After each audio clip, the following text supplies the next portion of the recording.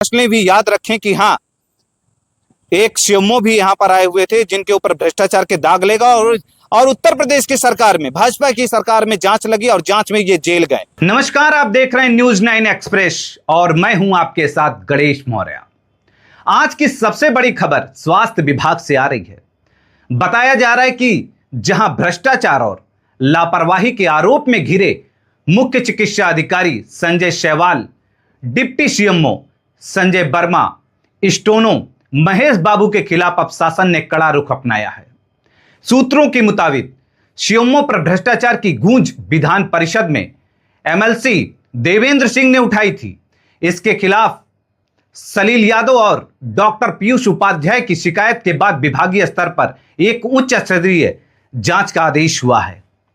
इस आदेश के बाद से स्वास्थ्य विभाग के अन्य अधिकारियों में भी हड़कंप मचा हुआ है। अब देखना यह है कि जांच की आंच कहां तक पहुंचती है और क्या दोषियों पर सख्त कार्रवाई होगी। हम इस खबर पर अपनी पैनी नजर बनाए हुए हैं और अब आगे की रिपोर्ट देखिए। मुख्य चिकित्सा अधिकारी जांच की कार्रवाई का आदेश हो चुका है, लेकिन विभागीय जांच कैसे होगा?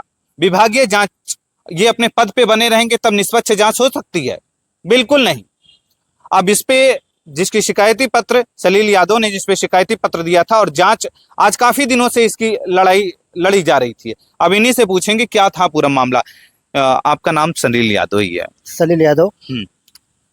मैं CMO Ambedkar Nagar Sanjay Kumar सेहवाल, deputy CMO Sanjay Verma और उनके स्टोनो महेश मौर्य की शिकायत विद एफिडेविट के साथ यहाँ के पूर्व जिलाधिकारी महोदय अनुपम शुक्ला जी से इनकी शिकायत किया था, जिस पे उन्होंने एक एडीएम साहब की अध्यक्षता में एक टीम बनाई और उस पर उन्होंने जांच करवाई सदानंद गुप्ता साहब की अध्यक्षता में, जिसमें वो रिपोर्ट मेरे हाथ में है, जिसपे उनके ऊपर सारे आरोप सिद्ध हुए। मेरे द्वारा लगाए गए सारे आरोप, अल्ट्रासाउंड सेंटर क्या नाम है, अस्पताल के रिन्यूअल में भारी अनियमितता की गई, जिसका आरोप सिद्ध हुआ, जिसकी शिकायत क्या नाम है फिर विधान परिषद में भी इस पर क्वेश्चन किया गया। एमएलसी साहब ने विधान परिषद में क्वेश्चन किया और यह मामला शासन को गया और शासन के बाद माननीय मुख्यमंत्री जी ने इस पर अपना संज्ञान लिया और लेते हुए इनके खिलाफ विभागीय जांच गठित किया। और विभागीय जांच गठित करने में जो उत्तर प्रदेश सेवा नियमावली है उसके अनुसार आदमी अपने पद पर रहते हुए विभागीय जांच नहीं हो सकता, अतः इन्हें उस पर ऑफिस अटैच किया जाना चाहिए और ऑफिस अटैच होंगे, उसके बाद इनके खिलाफ विभागीय जांच होगी और ये अगर उसमें दोषी पाए जाते हैं तो इनको वहाँ से सस्पेंड या उसके आगे की जो भी कार्रवाई होगी शासन की वो कार्रवाई की जाएगी।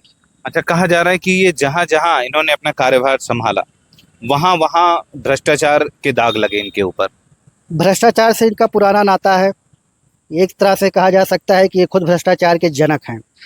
चाहे ये बादा में रहे हों, चाहे जहाँ भी रहे हों, हर जगह इन्होंने भ्रष्टाचार बहुत उच्च लेवल पे इन्होंने किया है और बार बार ये जितने भी भ्रष्टाचार करते हैं उसमें बोलते हैं मेरे ऊपर तक बहुत पहुंच है, मेरे भाई विधायक हैं, मेरे लोग शासन प्रशासन में हैं, जिससे मैं हर जांच में निकल लूँगा करके, जितना भी भ्रष्टाचार करूँगा उसमें से मैं आराम से निकल लूँगा। जो कि इस पे तो इनको सस्पेंड होना चाहिए था भ्रष्टाचार पे, लेकिन इनके ऊपर विभागीय जांच गठित की गई है और यहाँ से पद से हटाया जाएगा, उस वही ठीक है। जब उत्तर प्रदेश के मुख्यमंत्री जीरो टॉलरेंस की बात करते हैं और भ्रष्टाचारी और अपने मुंह से ही जब ये बात कहे और कहने में भी इस तरह तरह की बातें आती रहती हैं कि ऊंची तक पहुंचे, भाई रसूख कितना है इनका कि इन पे कार्रवाई का कोई छींटा तक नहीं लग पाएगा, कोई कार्रवाई नहीं हो पाएगी। और कार्रवाई कैसे हो रही है? क्योंकि विभाग में अभी भी बने हुए हैं और जांच का हंटर चल रहा है। भाई जांच कैसे होगी? निष्पक्ष जांच कैसे किसी अधिकारी पे होगी? वो उसके रहते ही किसी की मजाल होगी कि यहाँ पर उसके खिलाफ रिपोर्ट लगा पाए कोई?